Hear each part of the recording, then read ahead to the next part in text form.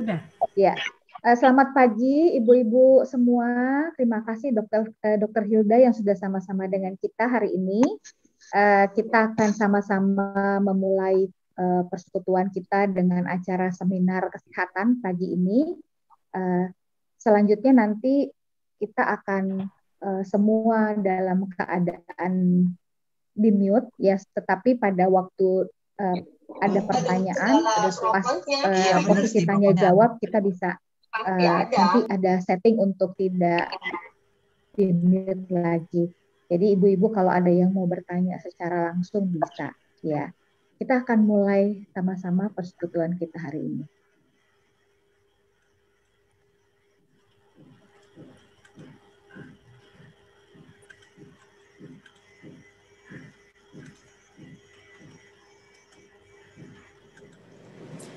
Selamat pagi ibu-ibu yang dikasihi Tuhan. Bersyukur hari ini kita dapat beribadah kepada Tuhan secara manusia. Kita dipisahkan oleh ruangan masing-masing. Namun puji Tuhan kita diberikan hati yang bersatu untuk datang beribadah kepada Tuhan. Mari kita sama-sama menaikkan satu pujian, bagi Tuhan tidak ada yang mustahil.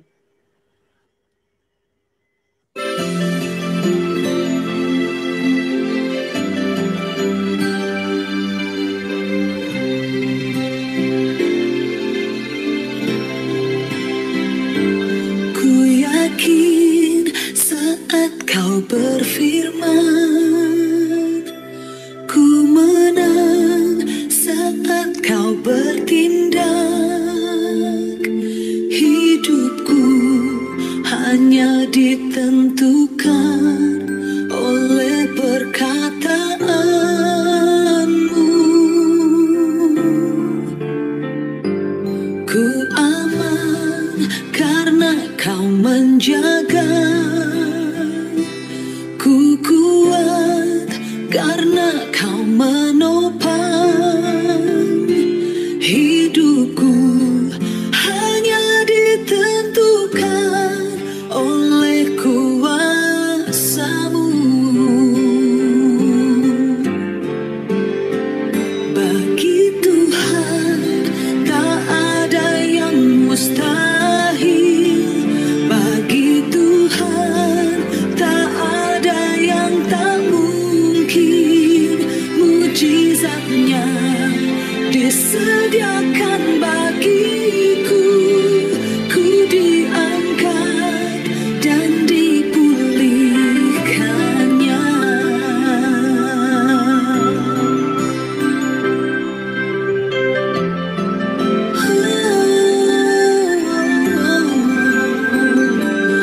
Ku yakin saat kau berfirman, ku menang. Saat kau bertindak, hidupku hanya ditentukan oleh perkataanmu. Ku aman karena kau menjaga. Ku kuat karena kau menopang. Hidupku hanya ditentukan oleh kuasa-Mu. Oh, bagi Tuhan tak ada yang mustahil. Bagi Tuhan tak ada yang tak mungkin. Mujizatnya disediakan bagiku. Ku diangkat dan dipulihkannya.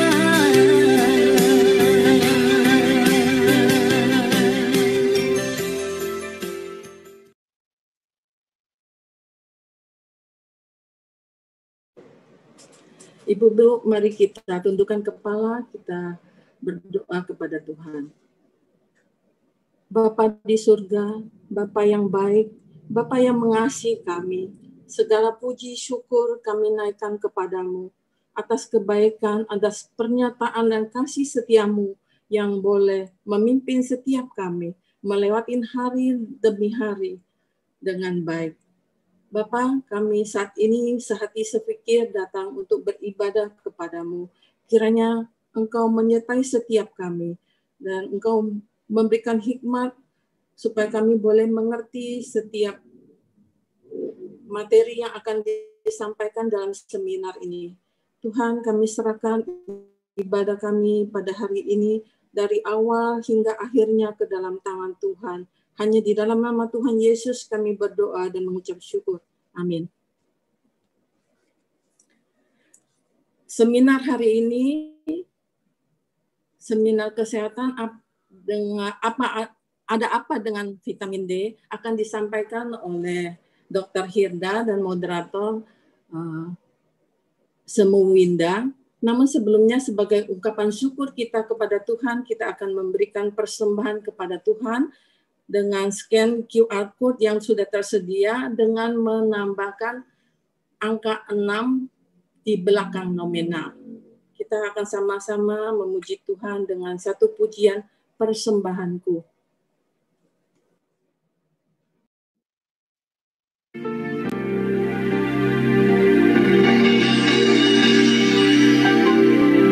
Ku bawa kepadamu, oh Tuhan, persembahanku ini. Ku ingin Engkau menerima korban syukurku melalui pujian.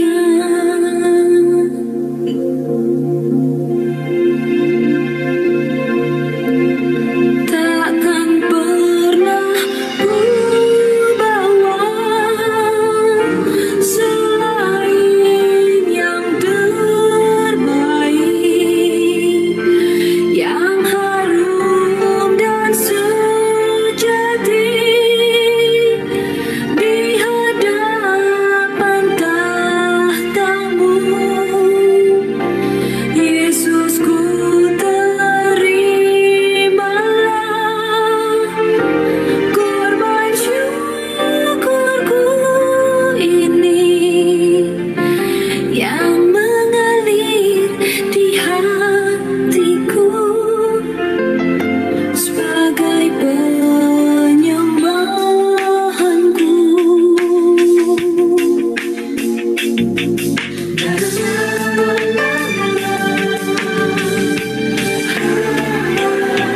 Ku bawa kepadamu, oh Tuhan, persembahanku ini. Ku ingin Engkau menerima korban syukurku melalui pujian. Takkan pernah ku bawa selain yang terbaik, yang harum dan sejati di hadapan tahtamu. Yesus, ku terimalah korban syukurku ini yang mengalir di hatiku sebagai penyembahanku.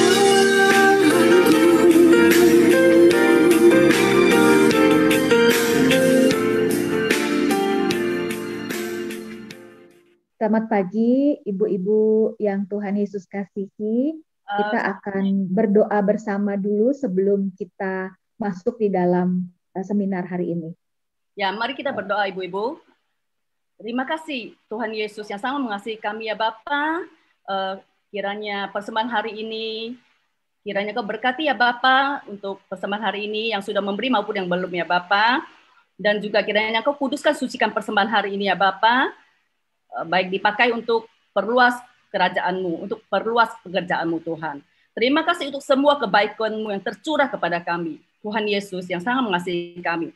Di dalam nama Tuhan Yesus, Tuhan satu-satunya pengharapan kami yang hidup dan kekal. Kami berdoa, kami bersyukur. Haleluya. Amin. Amin. Shalom ibu-ibu, selamat pagi. Kita akan sama-sama memulai persekutuan Komisi Wanita pada hari ini dengan acara seminar kesehatan dengan judul Ada Apa Dengan Vitamin D. Sebelumnya kita akan sama-sama merenungkan firman Tuhan dan berdoa terlebih dahulu. Bapa di dalam surga, tolonglah kami supaya kami boleh mengerti kebenaran firman Tuhan pada pagi hari ini. Dalam nama Tuhan Yesus kami berdoa, kami bersyukur. Amin. Ibu-ibu yang Tuhan Yesus kasihi, di zaman modern ini, dengan segala kemajuan pendidikan, ekonomi, manusia semakin sadar. Sadar apa? Sadar pentingnya kesehatan.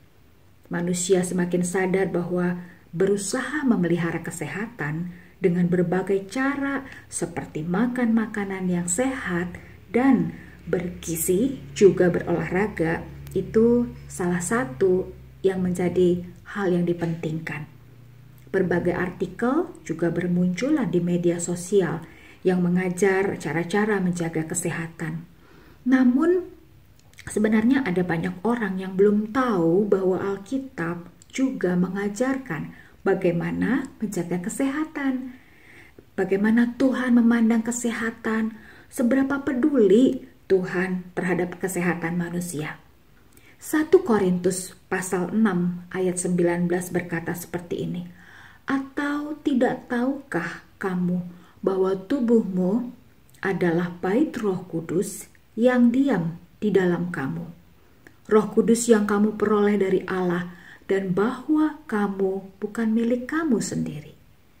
Sesungguhnya ini adalah pesan Allah yang begitu penting ya, ibu-ibu yang Tuhan Yesus kasihi. Tuhan menunjukkan kepeduliannya akan kesehatan manusia melalui firman-Nya. Kita seharusnya termotivasi untuk menjaga kesehatan kita, tubuh kita, karena ini semua adalah milik Tuhan yang Tuhan pinjamkan dan Dia ingin kita bertanggung jawab untuk menjaganya. Lalu apa yang telah kita lakukan untuk menjaganya? Mari sama-sama kita belajar dari seminar hari ini. Bagaimana kita menjaga tubuh kita khususnya di masa pandemi ini dengan belajar dari manfaat vitamin D. Kiranya Tuhan menolong dan memberkati kita. Mari kita berdoa. Bapa di dalam surga, tolonglah kami. Sebentar kami akan memulai acara seminar hari ini. Mohon anugerah Tuhan menolong dari awal, pertengahan hingga akhir. Dalam nama Tuhan Yesus kami berdoa, kami bersyukur. Amin. Rekan-rekan yang sudah hadir pagi ini, kita bersyukur karena Dr. Hilda pagi ini akan memberikan kita pasti banyak hal ya tentang vitamin D. Mungkin ada di antara kita yang belum benar-benar paham ya, khususnya ketika pandemi ini ya. Nah teman-teman, saya tidak akan berlama-lama lagi, kita akan bersama-sama diberkati oleh Dr. Hilda. Sebelumnya saya perkenalkan siapa sih Dr. Hilda itu ya.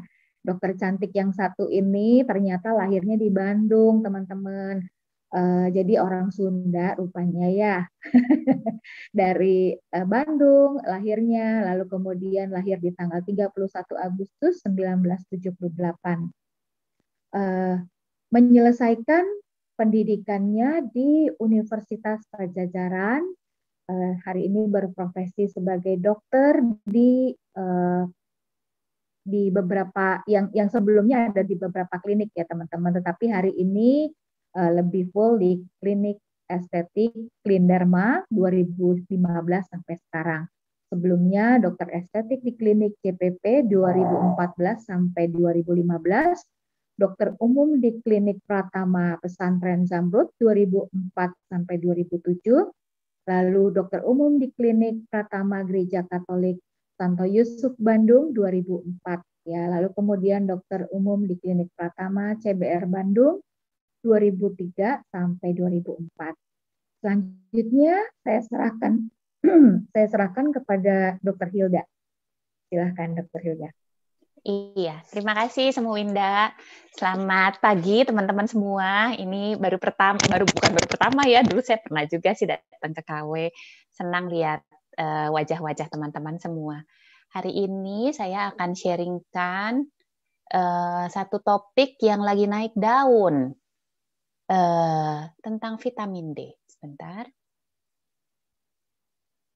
Oke.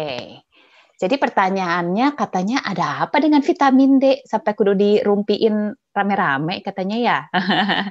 Jadi vitamin D ini akhir-akhir ini kita banyak sekali dengar berkaitan dengan COVID memang ya. Sejak COVID ini orang rame-rame minum suplemen vitamin D. Nanti berikut kita akan bahas kenapa vitamin D begitu pentingnya ya dalam dalam tubuh kita. Jadi yang kita sering tahu itu dulu, kita tahunya vitamin D itu apa coba yang ibu-ibu kalau dengar vitamin D, wah sehat, bagus buat tubuh. Buat apa ya? Nah pasti kita lebih banyak dengernya, lebih banyak taunya, oh vitamin D itu untuk tulang yang kuat ya. Ini sudah puluhan tahun yang lalu sudah dibicarakan tentang hubungan vitamin D dengan tulang yang kuat. Jadi kalau dulu sekali kita taunya cuman tulang yang kuat, kalsium, harus banyak makan kalsium. Nah, makin ke sini kita makin paham, makin tahu nggak cukup cuman kalsium. Kalsium kita makan, tapi kalau nggak ada vitamin D, nggak ada fosfor, nggak ada magnesium, nggak bisa juga jadi tulang. Dia cuman ngambang-ngambang aja di pembuluh darah kita. Itu sebabnya dokter akhirnya bilang harus sambil jemur ya Bu, makan kalsium sambil jemur, sambil olahraga, supaya itu kalsiumnya itu benar-benar bisa membentuk tulang yang bagus, ya matriks tulang yang kuat.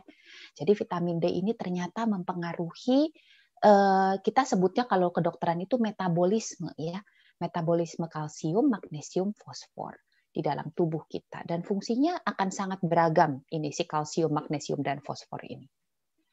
Nah sekarang ternyata vitamin D lebih banyak lagi fungsinya, nggak cuma buat tulang ternyata ya. Wah vitamin D itu sekarang diketahui dia berperanan dalam mengatur fungsi imun kita. Jadi kalau saya baca fungsi imun itu, aduh kompleks banget ya. Ada sel ini, sel B, sel T, dan lain sebagainya, ada interleukin dan lain-lain. Banyak sekali, dan ternyata vitamin D membantu tubuh supaya bisa mengatur itu, banyak begitu sel-sel imun itu bekerja dengan baik di dalam tubuh kita. Itu peranan vitamin D. Lalu dia juga ternyata berfungsi memproduksi insulin. Nah, kalau ibu-ibu tahu ya insulin itu apa sih? Insulin itu kan hormon yang dikeluarkan untuk mengatur kadar gula darah ya. Ternyata proses produksinya itu langsung dipengaruhi oleh kadar vitamin D dalam darah kita. Lalu ternyata vitamin D juga diketahui berperanan dalam mengendalikan pembentukan berbagai jenis sel. Jadi kita sebutnya itu proliferasi dan diferensiasi sel. Itu saya bingung nyari bahasa Indonesianya apa ya, saya bikin aja pertumbuhan dan pembentukan berbagai jenis sel gitu intinya ya. Lalu dia juga berperan dalam apoptosis. Apoptosis itu sebetulnya kayak kita kan sel sebetulnya tiap sel punya umur ya. Kita secara manusia punya umur kalau kata pemazmur bilang apa? 70 sampai 80 tahun gitu kali semua ya. Nah, sebenarnya sel-sel kita itu juga punya umurnya. Kayak sel darah begitu ya 28 hari, sel kulit begitu 28 hari. Nah, tiap sel itu punya umur. Itu bagaimana sel-sel itu bisa mati itu dikendalikan juga dengan vitamin D. Nah, jadi karena vitamin D ternyata punya fungsi yang nggak cuma sekedar tulang, nah kita tahu nih bahwa vitamin D sekarang banyak ini penelitiannya, punya kaitan dengan berbagai jenis penyakit. Ya, dari sisi neuropsikiatri itu ternyata berkaitan dengan orang-orang depresi, dengan orang-orang schizofren, ya, dengan orang-orang neurodegeneratif, penyakit degeneratif. Jadi neurodegeneratif tuh penyakit kalau kita sebut mah demensia begitu. Orang kan kalau udah makin tua otaknya mengkerut, kemudian dia jadi pelupa, jadi pikun ya. Lalu ada juga Parkinson, itu termasuk penyakit-penyakit neurodegeneratif ya, penyakit-penyakit yang dimana faktor penuaan itu, faktor umur berpengaruh besar. Ternyata kalau orang dengan depresi, dengan neurodegeneratif, hampir selalu kalau kita periksa itu 50-70%-nya itu vitamin D-nya turun. Ya, kurang dari normal. Itu sebabnya mereka terus meneliti kaitannya apa nih dengan neurodegeneratif. Sorry. Kepencet. Oke. Lalu selain penyakit-penyakit neuropsikiatri juga berhubungan dengan nyeri lemah otot. Oh, kalau orang-orang yang vitamin D-nya kurang, itu salah satu itunya nih, gejalanya nih. Kalau dia kurangnya sangat banyak ya, kurang dari 10 nilainya, itu suka pegel-pegel, sakit pinggang begitu ya. Nah, itu karena dia kurang vitamin D. Nah, tapi ada penyakit-penyakit yang memang spesifik. Kayak keropos tulang kita tahu lah ya, karena tadi memang hubungannya dengan tulang paling banyak. Tapi radang-radang sendi juga bisa. Ya, karena dia kurang vitamin D, lalu kemudian proses peradangan sendinya itu diperparah. Lalu vitamin D juga berperan dalam penyakit-penyakit alergi. Kan kita tadi udah bilang ya, dia berhubungan dengan sistem imunitas tubuh. Nah, akibatnya kalau dia kurang kadarnya, orang-orang yang punya sakit alergi jadi lebih parah, kekambuhannya lebih sering. Misalnya orang asma kalau cukup vitamin D-nya mungkin lebih bisa terkontrol. Ya, sebulan sekali mungkin dia baru sesek, atau ya setahun paling 3 kali kalau kena alergen gitu ya. Tapi kalau vitamin D-nya kurang, wah gampang banget kambuhnya. Ya, begitu juga dengan kaligata atau biduren mungkin kita kenalnya ya. Lalu ada dermatitis atopi, itu kalau kita lihat anak-anak kecil gitu ya, suka gatel di siku-siku, begitu di pergelangan, di balik telinga, itu dermatitis atopi, kulitnya kering. Nah, itu juga disinyalir karena mereka juga kurang vitamin D sehingga dermatitis atopinya lebih parah. Kemudian juga berkaitan dengan penyakit-penyakit metabolik. Ini sekarang sudah diketahui bahwa ternyata kalau orang kurang vitamin D, dia lebih beresiko untuk terkena penyakit-penyakit kardiovaskular, penyakit-penyakit jantung. Jadi bukan cuma semata-mata kolesterol, LDL, trigliserid, HDL gitu ya, tapi juga memang kita harus lihat vitamin D-nya. Kalau dia vitamin D-nya turun, kurang dari normal, dia lebih rentan terkena penyakit-penyakit yang berhubungan dengan kardiovaskular. Lalu juga dengan kencing manis ini ya, diabetes. Tadi sudah disebut ya, karena vitamin D berhubungan langsung dengan proses produksi dari insulin, hormon yang mengendalikan kadar gula di tubuh kita. Lalu penyakit apa lagi? Oh, ini penyakit autoimun. Autoimun ini juga kita sering banget dengar ya, apa-apa orang kalau itu, oh ini autoimun, oh itu autoimun. Wah, ternyata vitamin D pengaruh loh ke penyakit-penyakit autoimun. Orang-orang yang kurang kadar vitamin D-nya itu beresiko lebih tinggi untuk terjadi penyakit-penyakit autoimun. Atau orang-orang yang sudah punya autoimun, kalau kadar vitamin D-nya rendah, dia gejala keparahannya akan lebih parah dan lebih sulit dikendalikan. Ya, penyakit autoimun yang terkenal mungkin rheumatoid arthritis, itu yang kalau ibu lihat suka ketemu orang yang jarinya pada bengkok, sakit, kaku. Nah, itu sebetulnya bukan rematik biasa itu rheumatoid arthritis ya, karena autoimun. Lalu ada irritable bowel syndrome, atau sekarang kita lebih kenalnya IBD, irritable bowel disease. Itu kejadian di mana ususnya tuh meradang, terus meradang. Kitanya bisa jadi diare terus, atau malah susah buang air. Ya, itu nanti ada kriterianya lagi sampai seseorang disebut menderita penyakit IBD ini. Lalu penyakit autoimun lain yang kita sering dengar, psoriasis, itu penyakit kulit tuh ya, tadi berhubungan dengan penyakit kulit. Psoriasis itu yang kulitnya menebal, kering gitu, terus menebal, itunya kulit matinya tebal, nggak rontok-rontok ya, itu kasihan sih, itu bisa seluruh badan bisa begitu. Memang tadi karena kita tahu ya, vitamin D kan berhubungan dengan kematian sel. Ya, dia membantu proses kematian sel. Jadi supaya sel yang sehat itu kalau dia tumbuh sesuai umurnya ya dia mati, ya itu harus diatur. Kalau udah mati tapi terus masih nempel di sini, nggak mau lepas-lepas, kayak kanker juga sama begitu ya. Harusnya selnya bertumbuh kemudian mati, ini nggak mati-mati lalu yang bertumbuh jadi tambah banyak. Itu sebabnya vitamin D sangat berperan di dalam penyakit-penyakit begini. Nah, ini yang paling kita sering dengar sekarang. Karena dia berkaitan dengan sistem imun, sebenarnya dari dulu mungkin cuman kita menganggap enteng. Kalau ISPA itu kayak kita mah saluran napas, penyakit saluran nafas atas gitu ya. Sering batuk pilek, sering sakit-sakitan deh pokoknya ya. Itu ternyata mungkin kalau kita periksa dulunya juga kita kurang vitamin D loh. Cuma kita nggak aware aja karena kita pikir alah cuma pilek doang, ntar juga sembuh begitu. Ntar sebulan lagi pilek lagi. Cuman pilek doang, ntar juga sembuh, begitu ya. Nah, kalau sekarang COVID orang lebih waspada, betul? Karena udah terbukti kalau COVID vitamin D-nya kurang dan kita punya komorbid itu penyakit-penyakit yang lain, itu hampir selalu kasusnya akhirnya jadi parah. Bukan parah dalam arti pasti meninggal, tapi mungkin jadi butuh oksigen lah, dia butuh dirawat lah, dan lain sebagainya. Dan sekarang vitamin D akhirnya masuk jadi terapi rutin untuk COVID ya. Jadi kalau orang pasien COVID pasti yang paling pertama dikasih selain obat-obatan untuk gejalanya itu multivitamin. Di antaranya vitamin C 1000 mg, vitamin D 2000 IU ya, itu udah jadi yang seharusnya diberikan pada infeksi COVID. Lalu penyakit yang terakhir yang kita semua kayaknya serem dengernya itu keganasan, itu kanker ya. Tadi sudah saya jelaskan sedikit. Nah, sekarang kita masuk pada praktisnya nih. Jadi sekarang normalnya tuh harusnya gimana sih vitamin D? Ya, sekarang kita sudah bisa periksakan kadar vitamin D kita ke lab. Memang harganya nggak murah sih ya, mungkin sekitar 250-300 ribu begitu. Enggak sih, nggak 250, 300 ribu, sorry, 300-400 ribu. Memang nggak murah. Tapi dengan begitu kita tahu baseline-nya, kita tuh sebenarnya kurang apa enggak gitu ya. Nah, WHO itu memberi panduan yang normal itu sebetulnya di atas 30. Di atas 30 kita udah cukup.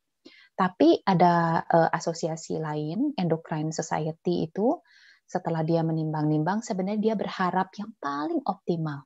Jangan 30 lah, 40-60. Itu bisa melindungi. Ya, punya kadar yang cukup untuk melindungi tubuh kita dari berbagai kondisi yang tadi saya jelaskan. Ya. Nah, masalahnya sekarang sudah banyak ditemukan bahwa ternyata mayoritas dari penduduk dunia ini memang kurang vitamin D. Ini entah kenapa, tapi saya duga mungkin karena kita ada pergeseran aktivitas ya, paling pertama mungkin itu. Kalau zaman dulu nenek moyang kita melaut, bertani, mereka lebih banyak terpapar dengan matahari, mungkin vitamin D-nya selalu normal. Tapi makin ke sini kita kerja kantoran, sehari-hari ya olahraga juga malas, kalau olahraga nyari yang jam-jam malam atau subuh-subuh sebelum ada matahari karena takut kulit dong gitu ya.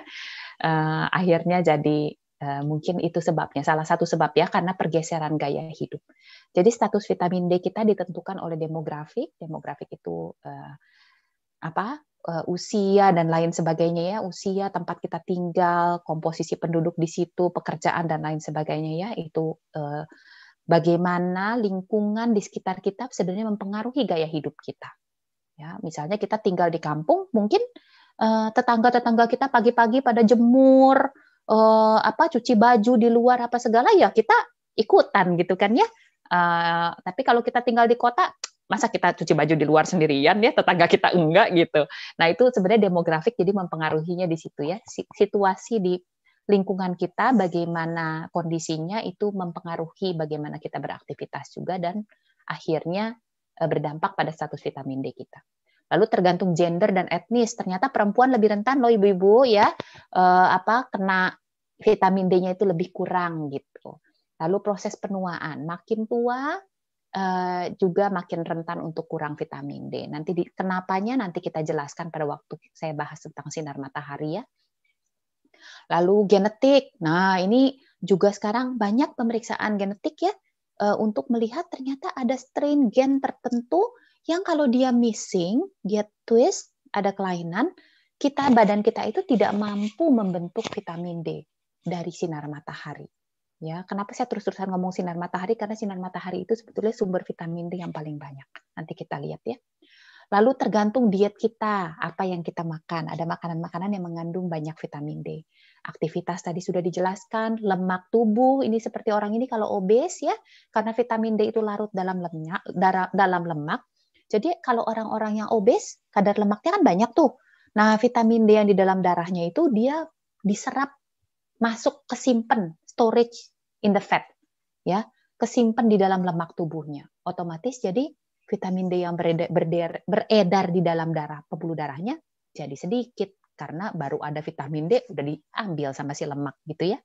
Lalu keterpaparan matahari, kemudian penyakit dan obat-obatan, penyakit tertentu membuat dan malabsorpsi itu kelainan penyerapan ya. Jadi kalau kita makan vitamin D, makan vitamin tetap aja nggak bisa masuk ke dalam pembuluh darah karena dia malabsorpsi.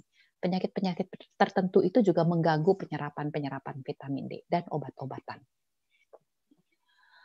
Oke, jadi kita mau tahu ya sumber vitamin D itu dari mana aja. Sebenarnya ini semua tadi saya udah singgung-singgung ya. Ada 3 sebenarnya yang inti. Dari makanan, dari matahari, sama dari suplementasi atau vitamin pill begitu ya, vitamin pill. Makanan yang mengandung vitamin D ini kalau mau dibilang banyak sekali ya enggak juga sebetulnya. Kalau saya lihat listingnya itu sedikit sih sebetulnya. Tapi ini makanan-makanan yang mengandung vitamin D ya. Susu dan produknya terutama karena memang susu itu udah difortifikasi ya. Kalau kita tahu pemerintah, badan-badan gizi itu sudah menganjurkan supaya setiap susu itu dikasih tambahan nilai gizi lain. Ya, jangan cuman susu murni dari susu sapi nggak diapa-apain, nggak ditambahin apa-apa, langsung kita konsumsi. Tapi supaya kita punya cukup asupan, biasa dimasukin zat-zat gizi yang lain. Nah, di antaranya vitamin D banyak dimasukin di susu dan produknya keju, yogurt, ya itu kan dari susu. Lalu minyak ikan laut ya, omega 3, begitu kalau kita dengar ya, ada minyak ikan salmon, minyak ikan kembung, nah itu juga banyak, ada mengandung vitamin D yang cukup banyak. Lalu ada dari jamur-jamuran, sebenarnya ada cuma beberapa jenis jamur. Saya tidak melihat itu jamur familiar sih di Indonesia. Jamur merang itu nggak ada sih, kadar vitamin D-nya hampir tidak ada juga, sedikit kecil sekali. Lalu telur juga banyak mengandung vitamin D. Nah, supaya kita nggak pusing, karena makan kan terbatas ya, perut kita segimana sih, mau makan berapa banyak sih, untuk mendapatkan kadar vitamin D yang cukup. Nah, ini yang lebih gampang sebetulnya untuk mendapatkan vitamin D. Matahari itu, kulit kita itu berpotensi besar loh membentuk vitamin D dengan bantuan matahari. Ya, terutama UVB. Kalau kulit kita itu, jadi dia prosesnya di kulit kita itu ada sejenis kolesterol, ya, sejenis lemak, yang nanti akan dirubah oleh sinar matahari ini menjadi vitamin D. Nah, kalau pada usia tua, si kolesterol itu di kulit itu jumlahnya lebih sedikit. Itu sebabnya usia tua lebih rentan kurang vitamin D. Udah mah kurang jemur, sekalinya berjemur mungkin perlu waktu lebih lama karena memang si kolesterolnya itu juga bahan pembentuk vitamin D-nya udah nggak ada di kulit. Gitu. Lalu bagaimana kita tahu vitamin D kita itu cukup atau enggak? Itu tergantung ya. Tergantung jenis kulit. Jenis kulit itu jadi warna kulit. Orang-orang yang kulitnya terang, kayak Caucasian gitu ya, orang-orang bule, itu lebih gampang membentuk vitamin D. Ya, karena mereka tidak punya yang namanya sel melanin. Melanin itu sel coklat-coklat itu ya. Kalau kita di muka suka ada flek, itu karena sel melaninnya banyak di situ. Kita ini orang Asia, orang kulit sawo matang dan kulit kuning, melaninnya lebih banyak daripada orang-orang bule. Itu sebabnya kita butuh waktu lebih banyak untuk terpapar sinar matahari. Karena sinar matahari itu waktu masuk ke kulit kita, dia kebanyakan diserap oleh melanin. Makin banyak melaninnya, makin banyak menyerap sinar matahari, makin sedikit matahari yang mengubah si kolesterol tadi menjadi vitamin D. Itu sebabnya lebih gelap kulit kita, lebih lamalah kita terpapar matahari supaya bikin vitamin D-nya lebih baik gitu. Lalu tergantung juga sama harinya nih sinar matahari nih. Kalau di luar negeri kan pasti ada musim ya. Musim-musim tertentu sinar mataharinya lebih sedikit dibandingkan misalnya kalau musim dingin itu sinar matahari yang baik untuk tubuh berjemur itu membentuk vitamin D pendek sekali. Makanya mereka kalau berjemur biasanya disarankan di musim semi sampai musim panas. Berjemur dengan rutin dengan standarnya mereka itu akan mencukupi kebutuhan vitamin D selama 1 tahun. Karena memang vitamin D yang dibentuk oleh matahari itu lasting lebih lama ketimbang yang kita makan. Ya. Sinar mataharinya juga tergantung dengan latitude. Latitude itu ketinggian permukaan, ya. Mungkin yang di pantai itu lebih mudah untuk mendapatkan sinar matahari ketimbang sama yang di gunung begitu. Kemudian juga dipengaruhi oleh UV index atau UVI. Nah, kalau ibu-ibu mau lihat di handphone kita itu sekarang kalau di bagian nggak tahu handphone ibu-ibu ada suhu nggak? Ada suhu ruangan nggak sih? Suhu climate nggak ya? Kalau Samsung tuh ada tuh, suka ada tuh climate ya. Nanti kalau diklik keluar tuh di sebelah bawah. Kelihatan kan ibu-ibu nih? Nih, di sebelah bawah tuh ada UV index-nya hari ini berapa. UV index itu penting diketahui karena kita tahu terlalu lama berjemur di matahari atau berjemur di matahari dengan UV index yang sangat tinggi, itu sebetulnya juga meningkatkan resiko kita kena kanker kulit. Ya, jadi memang kalau jemuran jangan kayak jemur dendeng ya teman-teman ya.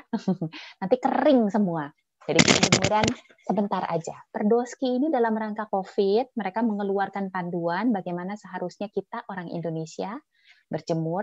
Sudah dihitung UV index-nya itu kita itu di daerah Katulistiwa kurang lebih 5-6. Tapi di-recheck aja nanti di handphone masing-masing sebelum berjemur ya. Kalau dia UV index-nya 7 misalnya. Oh, mendingan jemurannya jangan lama-lama. Ya, kalau UV index-nya 3 atau 4, ya boleh dilamain dikit gitu ya. Nah, orang Indonesia itu berjemur kalau UV index-nya mau 5-6, kurang lebih biasanya jam 9. Ya. Selama 5-15 menit. Seminggu 2-3 kali, nggak usah tiap hari ya, 2-3 kali. Ini yang penting, tanpa terhalang apapun. Jadi kalau bisa pakai tangan putung, celana pendek gitu ya, tapi tentu aja kepala sama leher sebaiknya ditutupin pakai topi gitu ya. Lalu kita keluar, kita jemuran 5 menit sampai 15 menit tergantung UV index-nya saat itu berapa. Ya. Ini karena matahari itu nggak bisa UVB itu nggak bisa menembus apapun, bahkan kaca sekalipun yang kita bilang enggak sinarnya tembus kok, iya betul, cahayanya tembus tapi UVB-nya enggak. Jadi kalau kita mau berjemur jangan di dalam ruangan kehalang kaca, benar-benar harus keluar, jangan under the shade ya, jangan di bawah bayang-bayang pohon lah atau apa, benar-benar di luar aja, toh nggak lama, cuma 5 menit ya. Oke. Nah, ini sumber vitamin D yang lain. Namanya suplementasi. Ini juga cara instan yang gampang. Cuman kalau untuk orang-orang tertentu nggak nyaman ya. Saya terus terang nggak suka tuh minum pil tiap hari begitu ya. Rada males. Tapi karena waktu itu saya cek juga kadar vitamin D saya juga turun. Rendah. Ya udah, saya take dulu suplemen ya. Udah 3 bulan, udah normal. Baru saya bantu dengan sinar matahari. Nah, karena suplemen ini kadang-kadang kita sering lupa yang makannya. Nah, sekarang pertanyaannya banyak yang tanya, berapa yang disarankan? Kalau kadar vitamin D kita normal, cukup 400 sampai 2000 IU sehari itu cukup. Ya, kita makan. Kalau 400 itu yang paling kecil yang tersedia ya, sediaan suplemen vitamin D. 2000 sampai 2000 masih boleh. Tapi kalau saya lebih senang kita dapat baseline supaya kita tidak menduga-duga. Mengingat kondisi COVID sekarang kita nggak tahu ya kapan kita kena COVID.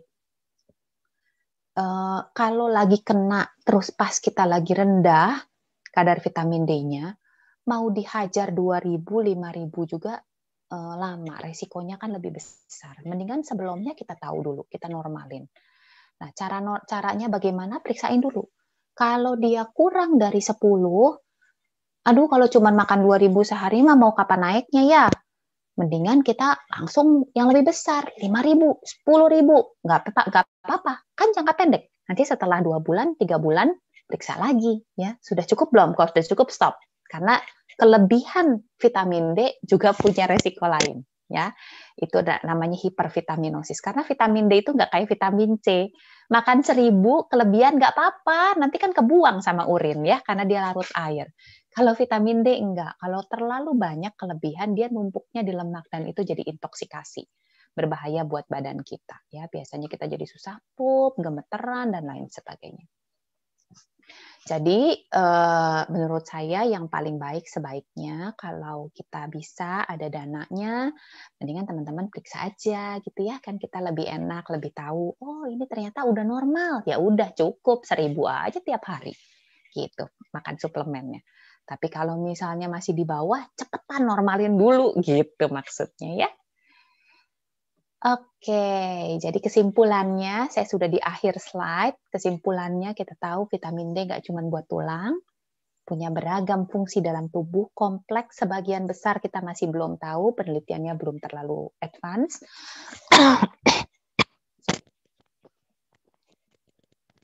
Lalu kadar vitamin D yang normal itu di atas 30 nanogram per mililiter, walaupun saya lebih suka mengikuti tadi yang Endocrine Society itu ya, lebih baik kita di angka 40 sampai 60 itu lebih optimal. Lalu vitamin D, sumber vitamin D bisa diperoleh dari makanan, dari sinar matahari, dan dari makan-makan suplemen gitu ya. Berjemur, prinsip berjemur tanpa terhalang apapun, terpapar lengan dan tungkai. Kalau untuk orang Indonesia jam 9 pagi itu UVI indeksnya di angka 5 sampai 6. Selama 5 sampai 15 menit 2 sampai 3 kali seminggu. Ya, itu cukup sebetulnya ya untuk kalau vitamin D kita lagi normal loh ya. Vitamin D kita lagi normal, jaganya pakai ini cukup. Lalu suplemen vitamin D dosisnya kalau normal, kita sudah normal 400 sampai 2.000. Sorry, itu salah ketik saya. 400 sampai 2.000 IU per hari. Sarannya begitu. Sampai di situ, terima kasih. Saya kembalikan kepada Laus sama Semuwinda. Sebentar. Iya. Oke. Teman-teman makin jelas ya. Makin jelas ya kira-kira apa manfaat vitamin D ya. Saya bersyukur banget bisa tahu gitu ya kadar vitamin D saya. Ternyata juga rendah sama seperti orang Indonesia yang lainnya.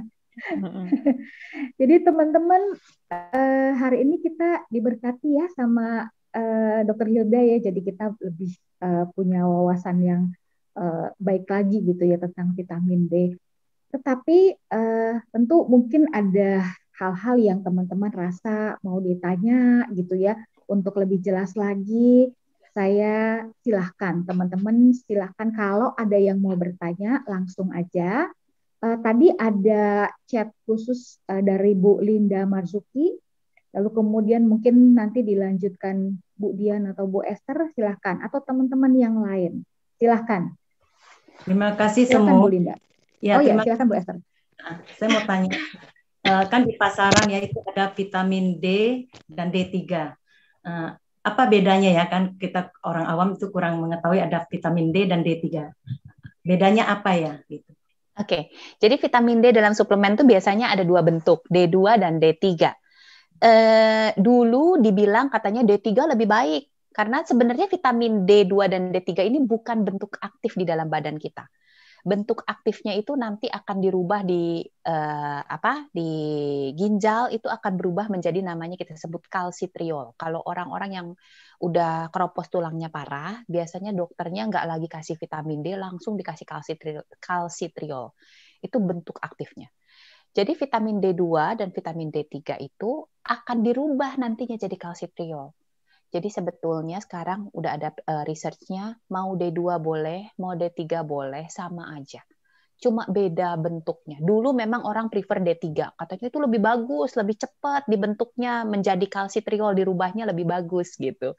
Tapi ternyata enggak. Ada satu penelitian yang bilang ternyata sama aja. D2 dengan D3 sama aja. Gitu. Boleh saya bertanya? Boleh, Pagi, silakan. Dr. Hilda. Iya, Saya ingin pagi, Bu. tahu. Tadi kan saya udah ngikutin tuh ada yang autoimun, tapi nggak disebutkan kayak hipertiroid. Karena kemarin ini saya baru habis ketemu teman saya, dia bilang dia autoimun, hipertiroid. Itu apa termasuk apa enggak ya? Semulanya kan saya cuma sehat, ikut-ikut teman medical check up. Tapi kebenaran saya dapat dokter kayaknya apakah tabung periksa darah saya tertukar atau dia salah diagnosa. Dia bilang saya kena hipertiroid. Tapi saya ke dokter nuklir yang hipertiroid sama dokter Cidatawan yang ahli diabetes sama hipertiroid, dia bilang enggak. Tapi saya udah terkontaminasi. Nah, saya pengen tahu itu termasuk autoimun enggak? Dan sekarang T3, T4 saya normal. Sekarang ini selama masa pandemi, kok tiba-tiba saya periksa lagi naik TSH saya. Jadi gimana, saya mesti lanjut nggak tuh minum obat PTU-nya tuh, Dok? Oke. Saya pengen tahu termasuk autoimun apa enggak itu. Ada yang bilang iya, ada yang bilang enggak ngerti saya. Saya nggak berani ke dokter. Nah, kebenaran ini, jadi saya bertanya. Oke. Iya, Ibu. Jadi hypertiroid itu seperti Ibu tahu, mungkin tiroid itu adalah kelenjar tiroid di sini ya, ada di sini. Lalu dia mengeluarkan hormon tiroid ya.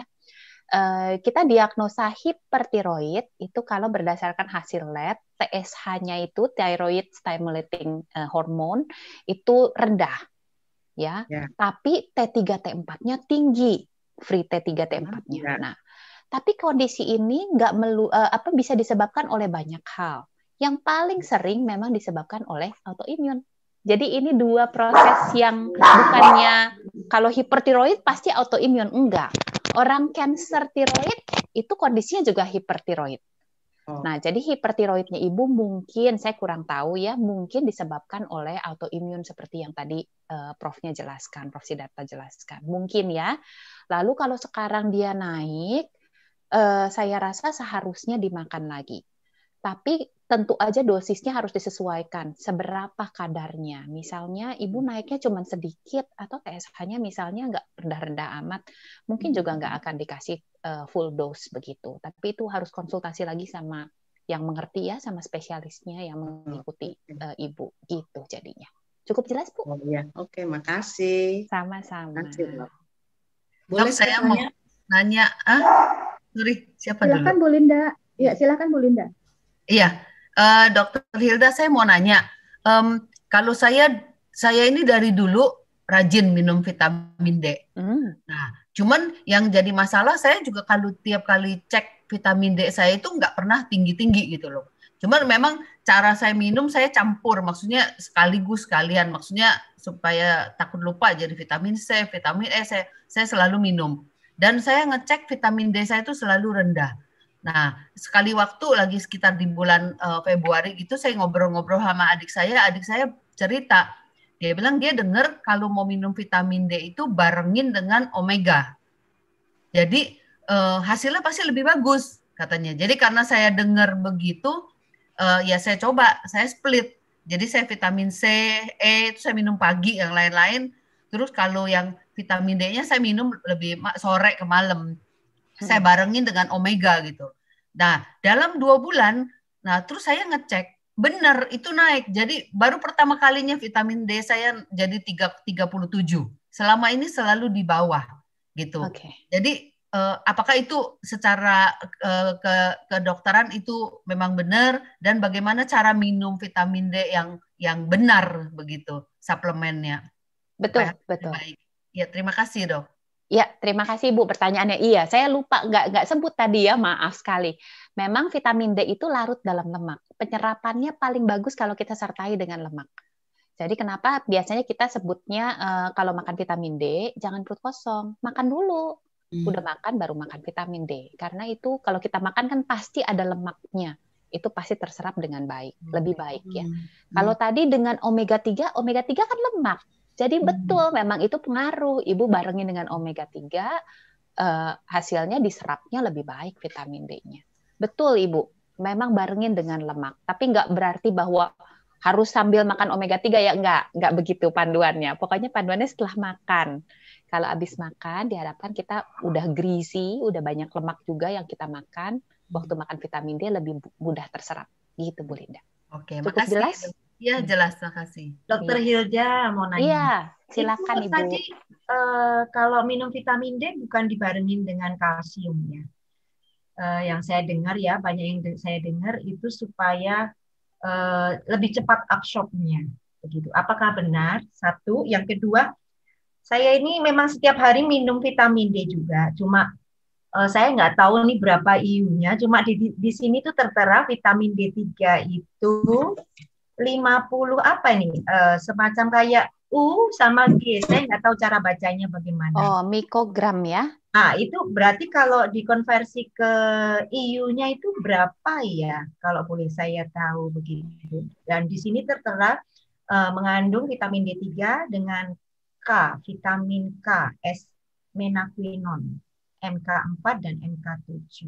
30 apa itu? Nggak ngerti cara baca. Iya. Ya, gimana Dok? Oke. 50 mikrogram itu, ini saya sambil browsing, itu setara 10 mikrogram itu 400 IU. Berarti kalau 50 kali 5 toh, berarti 2000 IU itu. 2000. Cukup 2000. kan? Cukup. Berarti satu hari satu ya. Betul. Kalau kadar vitamin D Ibu udah normal ya, udah di atas 30. Iya, iya. Kalau kurang berarti harus 2 kalinya. Iya. Dan saya nggak saranin sebetulnya kalau misalnya kita mau makan vitamin D tinggi, jangan dibarengin, jangan yang combine pill kayak begitu. Itu biasanya kan mereka combine karena mereka mau ngejar misalnya, untuk tulang. Jadi pasti dibarengin kalsium, fosfor, magnesium, begitu. Itu untuk kejar tulangnya karena memang kesehatan tulangnya. Bukan berarti jelek, bagus, nggak apa-apa. Tapi kalau kita mau dosis tinggi, ketimbang makan 2 tablet yang begitu, mendingan ambil yang murni cuma 1 aja vitamin D-nya, tambahin lagi buat malamnya. Misalnya Ibu beli yang vitamin D only, tambahin untuk malamnya makan. Gitu. Kalau enggak, di dalam kandungan punya saya ini mengandung 2 itu aja sih Dokter Hilda, D3 dan K. Cuma memang kalau saya minum seperti Linda tadi bilang, saya selalu campur dengan fish oil, vitamin C, kemudian mineral. Banyak ini Dokter Hilda. Saya sekali minum itu 7, tapi minumnya setelah makan dan ada jeda 1,5 jam baru olahraga saya. Oke, good kok. Oke ya. Oke, nggak apa-apa. Iya. Halo, Dokter Hilda, selamat pagi. Halo Bu Yeni ya. Iya. Apa kabar? Udah lama ya. Apa kabar? Iya. Gimana? Iya, baik. Dokter Hilda, saya tuh dengerin apa sih konsumsi vitamin ya. Saya tuh jadinya teringat dulu suami saya waktu di Malaysia tuh kena cancer kan. Terus dokter tanya, dok perlu nggak minum vitamin? Kata dia sih, saya tidak menganjurkan untuk vitamin, misalnya suplemen lah, apa segala macem. Tapi kalau punya uang lebih ya nggak apa-apa, kata dia. Nah, saya kan selama ini jarang sekali minum vitamin ya Bu ya, dokter ya. Jadi sarannya dokter ke saya kan nggak pernah periksa juga lah, apa segala macem.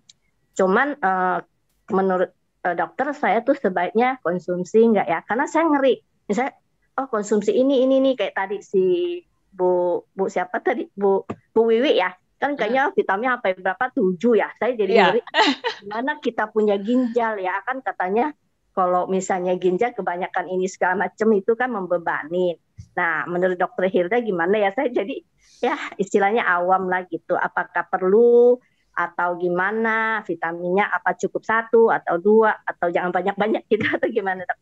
Terima kasih Dokter. Iya, saya juga dulu berpikir bahwa kita makan vitamin secukupnya aja, gitu ya. Tapi makin dengan berkembangnya zaman, saya melihat bahwa memang mungkin makanan kita juga berubah, ya. Dulu mungkin kita bisa berpandangan begitu, semua yang diberikan Tuhan yang alami itu yang baik, gitu kan ya. Jadi saya dulu tuh penganut yang nggak usah lah vitamin begitu ya, kecuali memang kurang dibutuhkan, oke kita konsumsi. Tapi makin ke sini setelah saya melihat memang kadar nutrisi makanan kita sudah semakin berkurang. Dengan jenis farming tumbuh-tumbuhan kayak misalnya aja nih, kalau Ibu tahu peternakan sapi ya di US itu sebetulnya sudah tidak alami sama sekali. Mereka kasih sebegitu banyak hormon ya, kemudian sapinya juga sebelum matang udah keburu dipotong karena mereka cuma mau kejar biar gede gitu kan ya. Lalu dengan rekayasa genetik semua itu dilakukan supaya dagingnya empuk dan lain sebagainya, dimodifikasi. Begitu juga dengan tumbuh-tumbuhan, jagung dan lain sebagainya, hampir semua sudah GMO, udah genetic modified organism. Nah, pertanyaannya adalah mungkin kandungan gizinya, kandungan nutrisi di dalam makanan-makanan itu, bahan makanan itu, akhirnya udah tidak lagi mencukupi, sudah turun. Ya, kita tahu unsur hara itu kalau kita tanam tanaman di dalam tanah itu kan banyak nutrisinya. Itu yang masuk ke dalam tanaman. Tanaman itu yang kita makan. Tapi kalau tanahnya aja udah nggak ada nutrisinya, mau nutrisi apa yang tanaman itu serap? Itu argumen saya yang pertama. Karena saya melihat kenapa ya makin ke sini kok makin banyak orang kayak vitamin D aja. Kenapa kok makin banyak orang ternyata kurang vitamin D? Dulu nggak ada isu ini. Dulu mungkin anak-anak deh, karena kan ASI terus full ASI dan mereka nggak jemur gitu ya. Mereka kena sakit tulang yang tulangnya bengkok-bengkok itu huruf O itu ya, rickets itu ya. Tapi kan terus orang tahu oh harus jemuran. Nah itu kan sebetulnya vitamin D. Nah jadi menurut saya makan multivitamin dalam arti mikronutrisi ya yang secukupnya, yang kadar harian yang memang dibutuhkan, biasanya mereka akan kasih kok di balik vitamin itu akan kasih panduannya. Dia tuh kandungan suplemen itu berapa persen sih dari kebutuhan kita sehari-hari. Saya rasa perlu dibantu, apalagi kita dengan usia yang sudah makin, saya aja udah di atas 40 gitu ya, saya makin aware sih kayaknya memang perlu dibantu sih. Karena saya sadar, saya tuh makan tuh bukan yang makan gizi seimbang juga, saya makan apa yang saya suka. Kalau saya doyannya babi, ya babi terus yang dimakan gitu. Padahal teorinya mah tahu, piringku pelangiku gitu, harus macem-macem ini itu. Tapi perutnya kadang-kadang nggak muat, perutnya cuman muat sedikit, akhirnya kita pilih apa? Kita pilih makanan yang kita suka. Akibatnya apa ya? Akhirnya nutrisinya ya itu lagi gitu ya, yang lain suka nggak keambil. Itu aja sih Bu. Kalau berkaitan dengan vitamin D yang memang kita bisa ukur, kita bisa ketahui, lebih baik kita tahu dulu biar tahu baseline-nya. Sebenarnya ibu kurang atau enggak gitu. Dan kalau makan suplemen rutin begitu, kalau saya saranin memang pertama-tama pilih suplemen yang yakin itu bioavailabilitasnya tinggi. Dalam arti vitamin itu kalau dikasih segitu, diserap segitu sama badan. Nggak ada yang tersisa terbuang, atau nggak ada yang tersisa akhirnya numpuk di ginjal. Tadi Ibu sebut ya, membebani ginjal, kasihan. Betul. Itu kan vitamin banyak tuh. Zat tambahannya. Nggak cuma vitamin C toh di dalam. Enggak, di dalamnya kan ada tepungnya, ada apanya untuk membentuk supaya dia bisa jadi kapsul gitu. Ya, jadi memang banyak tambahannya dan itu kadang-kadang memang betul jadi membebani ginjal. Jadi pilih vitamin yang aman dari produsen terpercaya. Dan kalau saya sih saranin jangan dimakan continue terus sepanjang tahun dimakan gitu. Kasih jeda lah, kasih waktu badannya istirahat. Misalnya 2 bulan makan, sebulan istirahat dulu lah. Itu teorinya saya aja ya. Kalau Ibu cari di dokter-dokter mungkin nggak ada gitu. Cuman maksudnya di bayangan saya, kasih kesempatan badannya itu istirahat lah dari suplemen yang bertubi-tubi itu. Gitu, Bu. Ya. Cukup jelas, Bu? Sedikit lagi, Dokter Hilda. Dokter, kalau kita kan tadi sarannya dokter kan cari yang bagus, yang apa. Nah, itu kita bisa taunya dari mana, Dok? Atau dari dokter kah? Atau dari Dokter Hilda kah? Atau gimana gitu? Itu tricky, Bu. Karena saya nggak boleh ngomong merek. Iya. Basically saya percaya sebetulnya semua suplemen yang sudah melalui kalau Indonesia khususnya BPOM ya, harusnya itu sudah cukup aman. Jadi saran saya ya memang lebih baik dikonsumsi tapi jangan terus-menerus dalam jangka waktu panjang berbulan-bulan tanpa stop begitu. Jadi baiknya dijeda. Itu aja sih. Oke, Dokter. Terima kasih banyak ya, Dokter. Sama-sama. Ya, salam. Oh, Oke, teman-teman Juga mau lanjut. Ada tanya. yang mau bertanya? Ya, Silakan. silakan. Masih mau semua. Iya, silakan Ya, boleh dia. silakan. Dokter Hilda, saya Lida. Iya. Usia saya ini hampir sama ya, seperti Bu Wiwi dan Bu Linda, hampir 54 tahun ini. Dan terus terang saya ini nggak suka berjemur sih, karena selain saya ini gampang pusing kalau kena panas, juga mukanya gampang flek gitu kan. Terus sudah gitu juga sebelumnya kerja, jadi nggak memungkinkan untuk berjemur. Apalagi ini kan dikatai jam 9 ya berjemur ya. Iya. Sekarang saya udah kerja aja kayaknya jam 8 udah panasnya setengah mati gitu kan. Gitu. Terus juga saya dengar itu kan tadi kalau nggak salah dokternya juga mengatakan tidak semua orang itu meskipun sudah berjemur itu bisa terbentuk vitamin D gitu. Ya.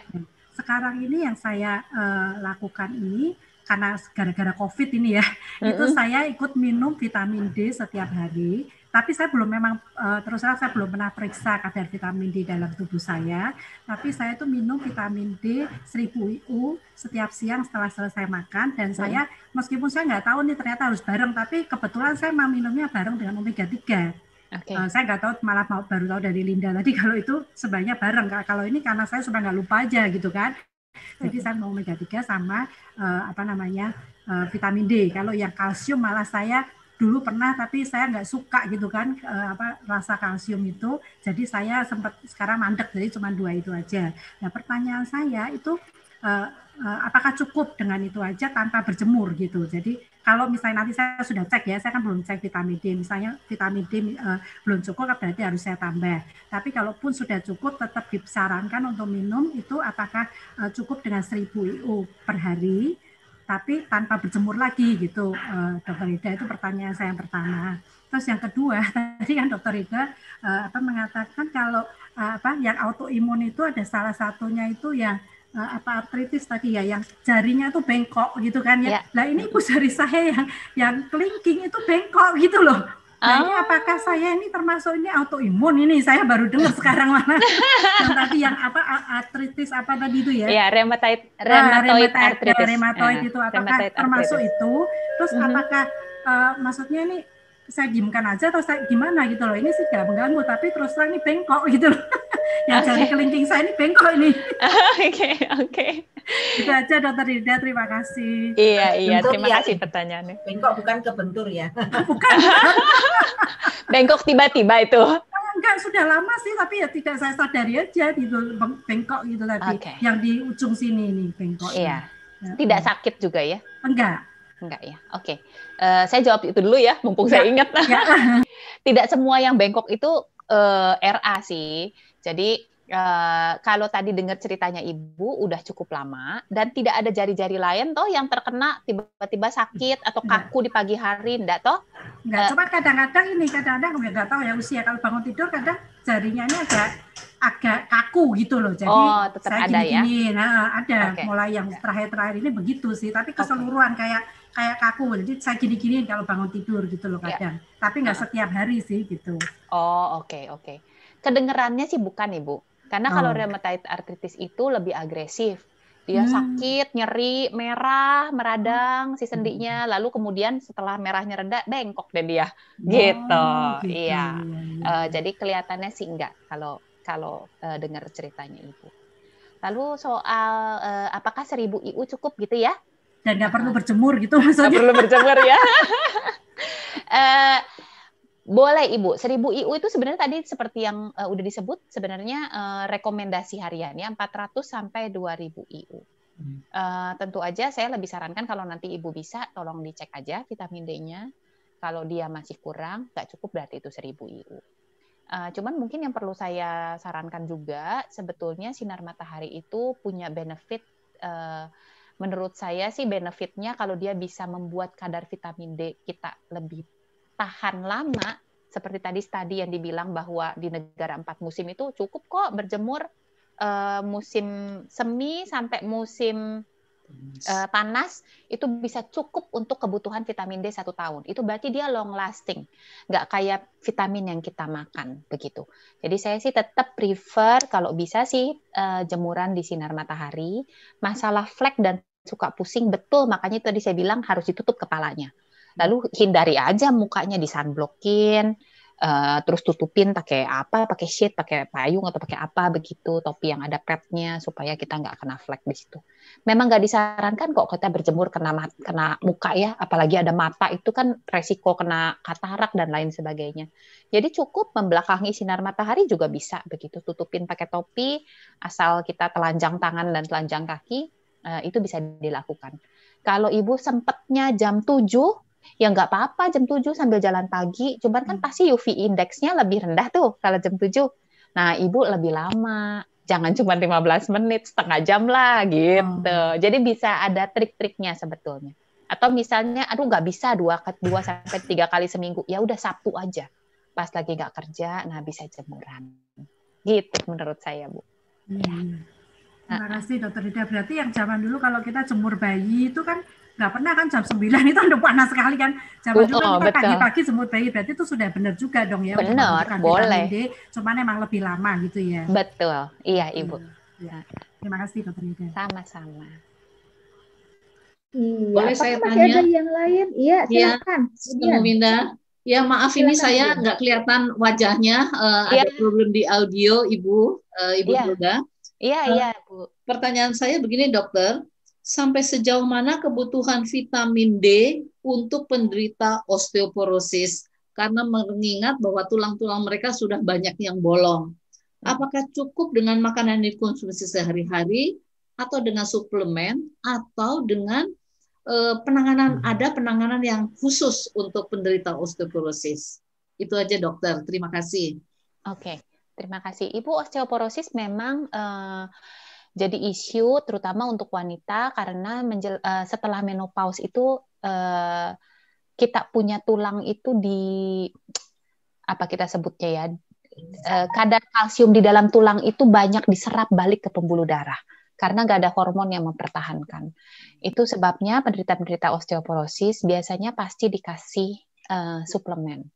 Walaupun kita tahu mungkin efeknya nggak akan terlalu dramatis untuk meningkatkan kembali kepadatan tulang, tapi paling tidak mencegah supaya ada keseimbangan antara diambil sama pembuluh darah karena kita nggak ada hormonnya, sama yang kita berusaha bentuk.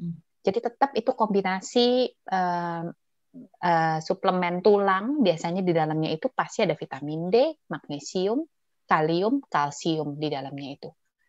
Itu pasti biasanya diberikan lah sama dokter porosis dan harus dimakan dalam jangka panjang. Berikutnya obat-obatan yang untuk osteoporosis ya kayak osteonat lah, golongan-golongan alendronat, begitu. Apa yang kita sering terkenal tuh bukan osteonat ya dulu tuh apa ya? Sampai lupa saya mereknya. Pokoknya yang dimakan seminggu sekali itu loh. Nah itu biasanya pasti dikasih supaya memperlambat, jangan sampai masa tulang itu keroposnya cepat begitu. Kita kan umur pengen lebih panjang, tapi kan juga dengan kualitas hidup yang lebih baik, yang paling nggak bisa dipertahankan gitu. Jangan sampai udah keropos banget, baru goyang ke kiri patah, goyang kanan patah begitu kan ya, jangan sampai begitu. Jadi pasti suplemen itu diberikan kalau penderita osteoporosis. Dokter, masih. Apakah masih ada lagi teman-teman? Saya berikan kesempatan mungkin 1 atau 2 orang lagi.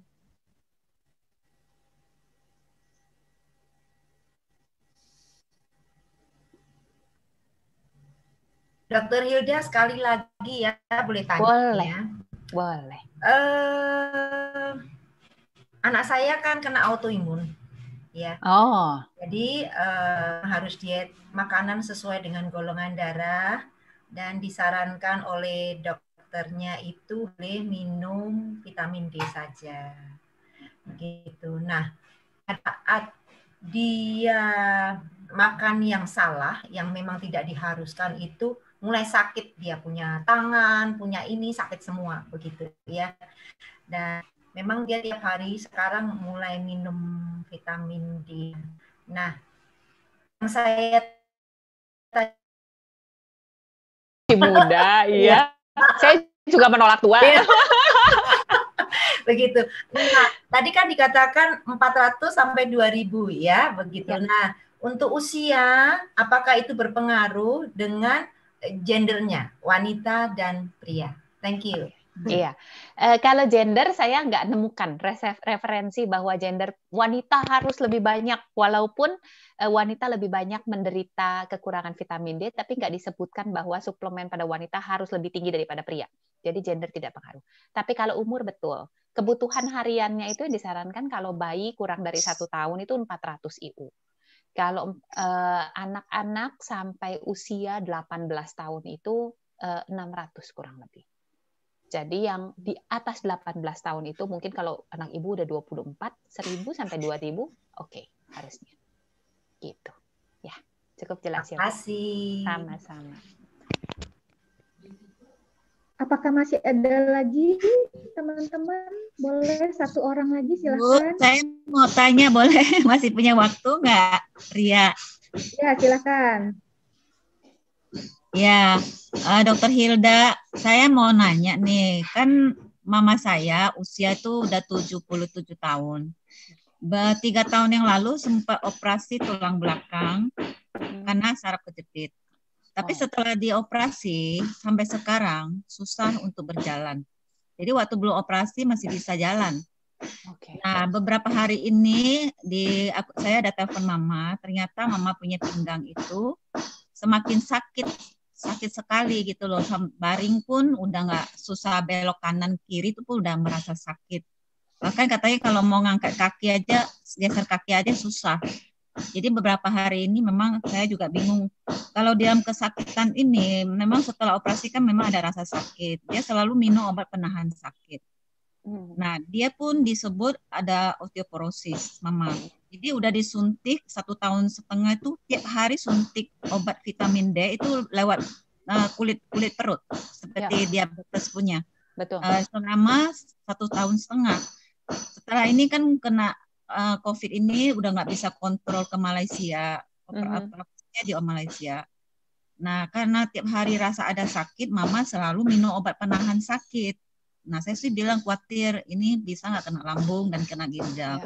Tapi dalam 1 minggu ini sakitnya semakin parah sampai susah bangun. Geser aja sakit. Apakah ini termasuk osteoporosis itu bisa bikin sakit ya? Iya. Atau memang itu solusinya buat minum mencegahnya gimana? Membuat dia lebih ringan lah sakitnya. Iya, Ibu. Osteoporosis itu memang susah ya. At the end, memang kalau udah sakit terus begitu, banyak sekali pasien akhirnya memang tergantung pada obat penahan sakit. Karena kalau nggak bisa bangun, nggak bisa aktivitas osteoporosis tuh. Jadi, tapi ini harus dibedakan ya. Operasinya kapan, maaf? 2016. Sudah lama sebetulnya. Oke, operasinya itu berarti sudah lewat. Iya, ini harus dibedakan sih. Apakah memang bone pain dalam arti memang karena osteoporosis sehingga menderita sakit yang luar biasa, ataukah ada kelainan lain di tulang belakang? Itu harus dibedakan. Jadi menurut saya sih tetap sebaiknya coba kontrol lagi kembali ke dokter. Mengenai obat penahan sakit, memang banyak obat-obatan yang bisa mempengaruhi lambung, apalagi kalau dimakan terus-menerus kayak begitu. Saran saya mungkin pilih yang lebih friendly sama lambung, kayak golongan Celebrex itu, Celecoxib gitu ya. Celebrex, atau kalau misalnya sangat nyeri sekali, saya biasa kasih Ultraset, tapi itu harus pakai resep dokter memang. Iya. Itu dok. Ultraset ya. Sampai hari ini. Iya. Ultraset sih masih lebih oke sih kalau untuk lambung. Tapi memang nggak boleh. Sebenarnya jangan kalau saya suka saranin tuh dimakan bila perlu. Kalau cuma sakitnya sedikit masih bearable, udah jangan makan lagi itu. Sesedikit mungkin gitu. Kalau memang udah nggak tahan sekali, nggak bisa bangun ya apa boleh buat ya. Memang susah sih Ibu. Saya mengerti sih, banyak soalnya saya lihat kasus juga begitu. Osteoporosis kalau udah terlalu parah, bisa sakitnya bisa begitu.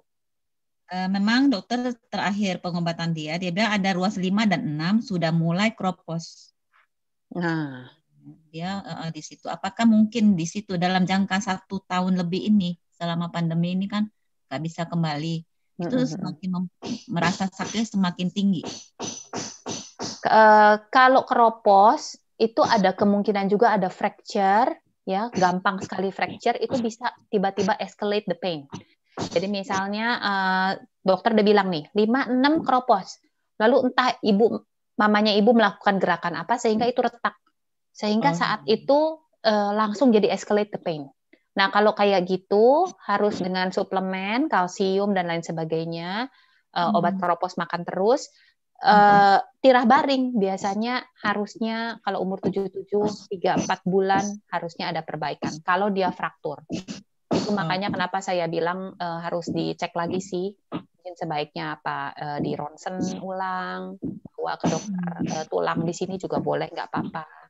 Karena kalsitriol itu nggak mesti harus yang disuntik yang lewat kulit tadi ibu bilang, bisa juga yang dihirup begitu. Ada yang disemprot, obat semprot ke hidung itu juga isinya juga kalsitriol. Banyak pilihannya sebetulnya ibu. Jadi kalau ibu mau pergi ke ortopedi di Indonesia, cari dokter ortopedi untuk konsul gitu ya. Oh gitu ya. Iya. Itu bisa ngaruh karena dia juga ada apa kemo itu. Orang kemo juga bisa mempengaruhi osteoporosis? Iya, betul. Bisa mempengaruhi. Oh, ibunya ibu juga kemo memang dalam. Ya, pernah kemo, ya. Oh, pernah kemo. Sudah selesai toh regimennya? Oh, oke. Should be no problem. Harusnya bukan itu sebabnya. Kalau dia sedang dalam pengobatan kemo, ada pengaruh ke dalam sakit juga bisa pengaruh. Kalau udah lama harusnya enggak. Jadi solusi dalam sakit sekarang ini saya harus ke ortopedi dulu ya nanya. Iya, betul. Kontrol dulu aja.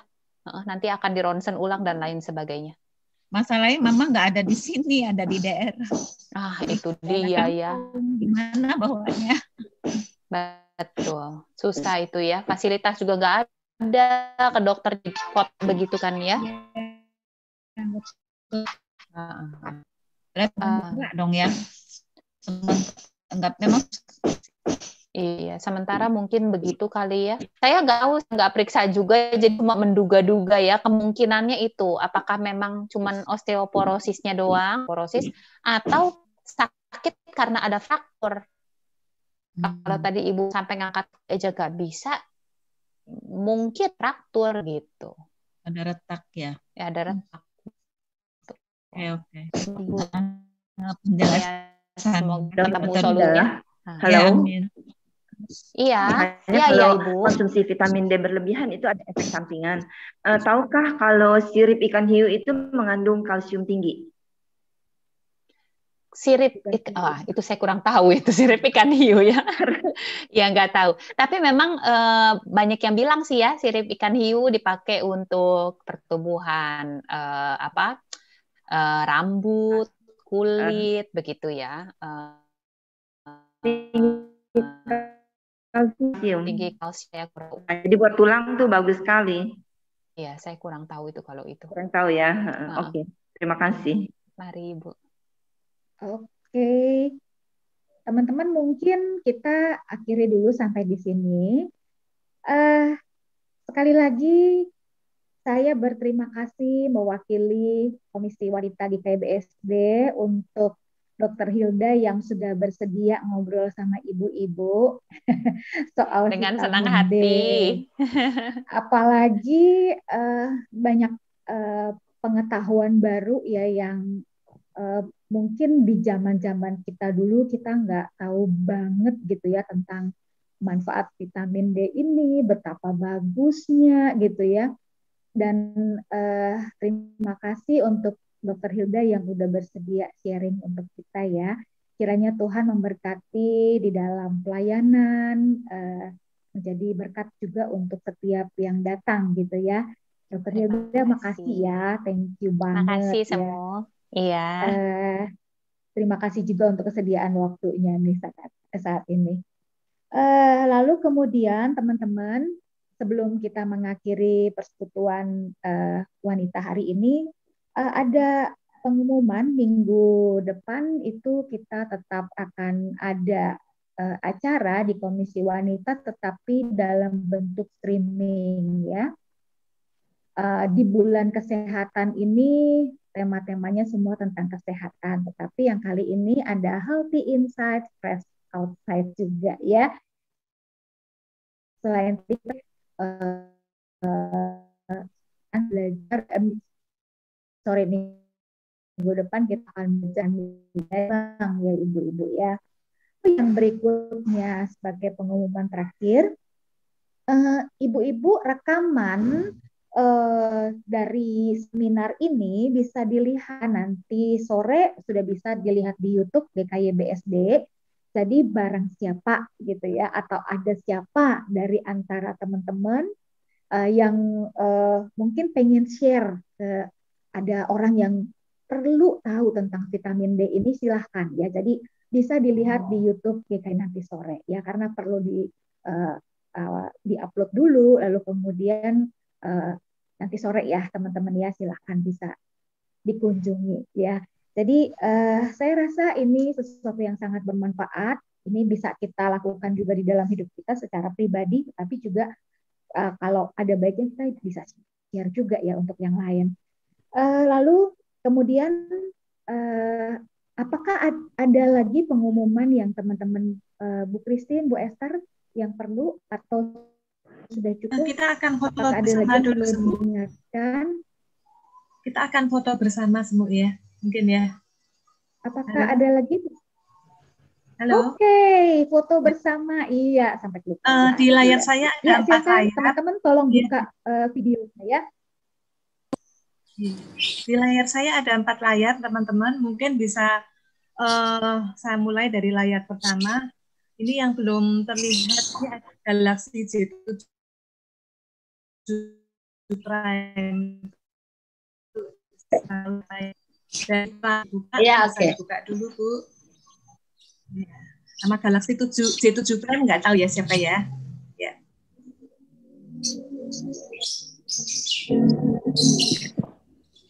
Sekarang kita layar kedua.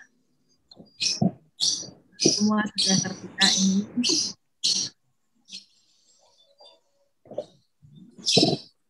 Ya, layar ketiga ini ada Ibu Dian, Ibu Yuliana Chandra, Ibu Floren, Ibu Aili, Ibu Maria Hari, Ibu Alyong, Ibu Oni, Ibu Lina Swito, Ibu Like, Ibu Erni, Ibu Stella, Ibu Anna Molina, Ibu Lucy, Ibu Lea, Ibu Christine Lea. Kalau berkenan silahkan dibuka videonya. Ya, saya foto ya.